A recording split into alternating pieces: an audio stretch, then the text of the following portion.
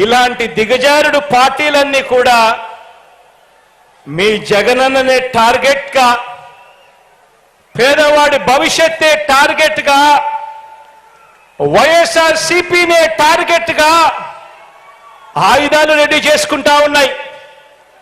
నేను అడుగుతా ఉన్నాను, ఈ యుద్ధంలో మీరు సిద్ధమా అని అడుగుతా ఉన్నాను.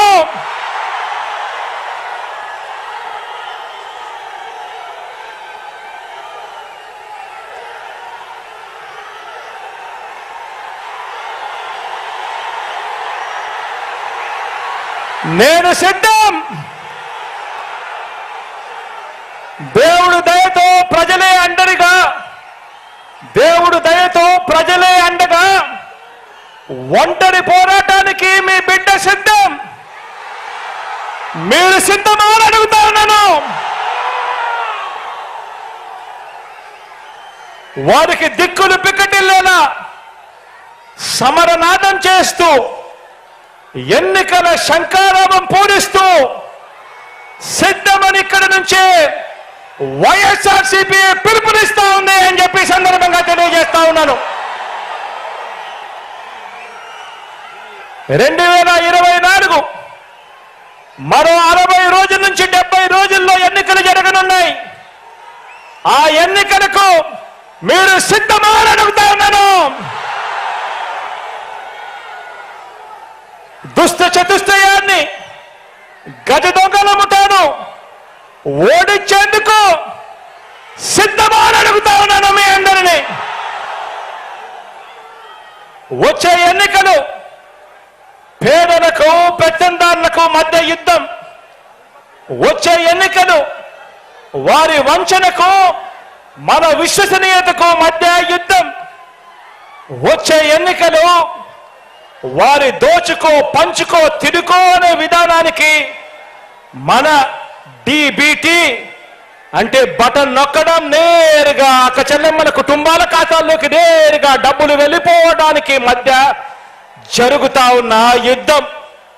వచ్చే ఎన్నికలు వారి సామాజిక అన్యాయానికి మన సామాజిక న్యాయానికి మధ్య యుద్ధం. వచ్చే ఎన్నికలు ఈ సంక్షేమ పథకాలన్నీ రద్దు చేసే వారి కుట్రలకు మన సంక్షేమ ప్రభుత్వానికి మధ్య జరగబోయే యుద్ధం. వచ్చే 2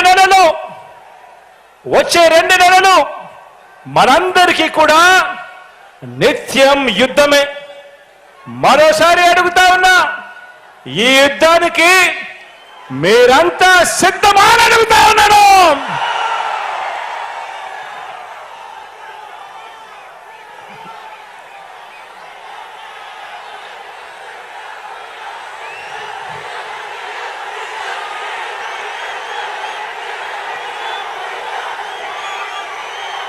ఈ 70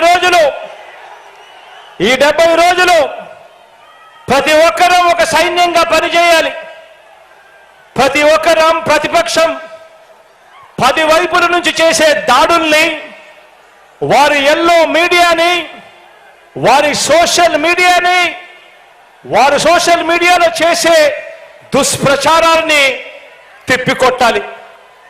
అందుకు మీరు సిద్ధమేనా అని అడుగుతా ఉన్నాను. ప్రతి ఒక్కరి చేతుల్లో సెల్ ఫోన్లు ఉన్నాయా అని అడుగుతా ఉన్నాను. ఆ సెల్ ఫోన్లే మీకు అస్త్రాలు అని సందర్భంగా చెప్తా ఉన్నాను.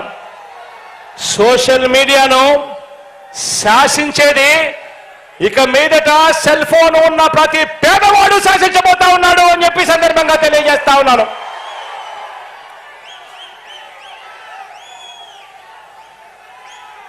బూత్ కమిటీల సభ్యులుగా, గృహ సారథులుగా, వాలంటీర్లుగా ఉన్న వారంతా పార్టీలో సామాన్య కార్యకర్త మొదలు రాజ్యసభ సభ్యుల వరకు ప్రతి ఒక్కరూ కూడా కీలకమైన మీ పాత్ర పోషించాలి. అందుకు మీరంతా సిద్ధమేనా అని అడుగుతా ఉన్నాను. కారణం ఏమిటి అనంటే, వచ్చే ఎన్నికల్లో మన టార్గెట్. Please subscribe .news